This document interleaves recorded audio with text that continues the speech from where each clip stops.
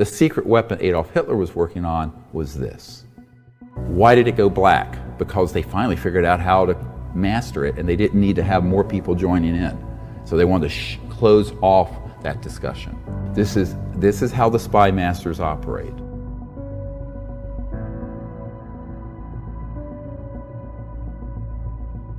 Now, when they began to discover, and I want to put this into three categories. You have assets that are material, stagecraft, and let's call these advanced aircraft of man-made origin, all right?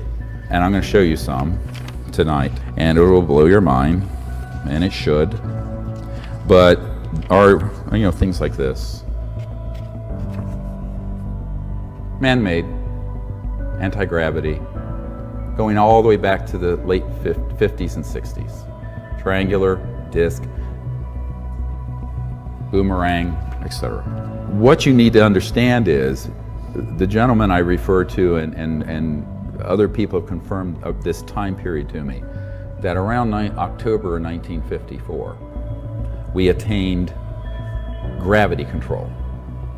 So gravity control meaning electromagnetic systems that affect an object so it becomes seemingly weightless, levitates, and corrects for gravity.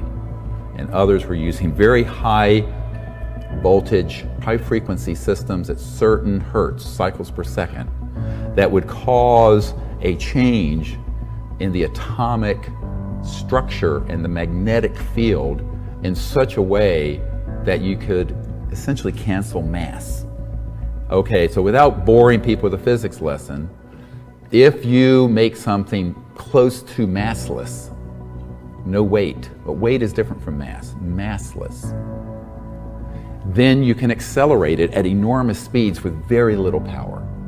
And it can go right-hand turns, go up and down, and if you can control for the interior at 1G, in other words, one gravitational field, then you can go at 100,000 miles per hour, make a right-hand turn, and your brains don't come out of your ears. The secret weapon that we had was the atomic bomb. The secret weapon Adolf Hitler was working on was this. Why did it go black? Because they finally figured out how to master it, and they didn't need to have more people joining in. So they wanted to close off that discussion. So in October 1954, gravity control was mastered, and we began to build various prototypes of what the public would call UFOs. And some were made to simulate the shape, appearance, and motion of an extraterrestrial vehicle. Because what better way to confuse people than to have something that looks almost the same? Is it gold? Is it fool's gold? Is it real? Is it Memorex? Get where I'm going here? This is how the spy masters operate. So I call those the assets that are material physical craft. Now that's one category. We'll return to this. There's another category, and this is more difficult to understand, and that is electromagnetic assets. And these include electromagnetic systems that could optically, like a very advanced hologram, simulate an event. Electromagnetic systems that have been called popularly electronic warfare systems that are psychotronic and radionic, that interface with consciousness and thought.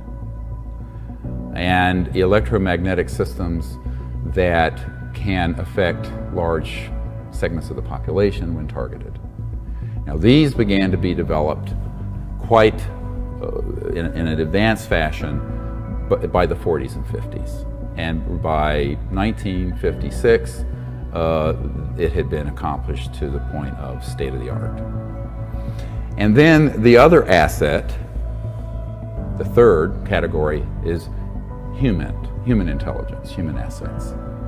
And these are folks who, some wittingly, some unwittingly, have been provided with a script and experiences that they honestly believe are real, but that have been programmed and are like very advanced consciousness holographic experiences.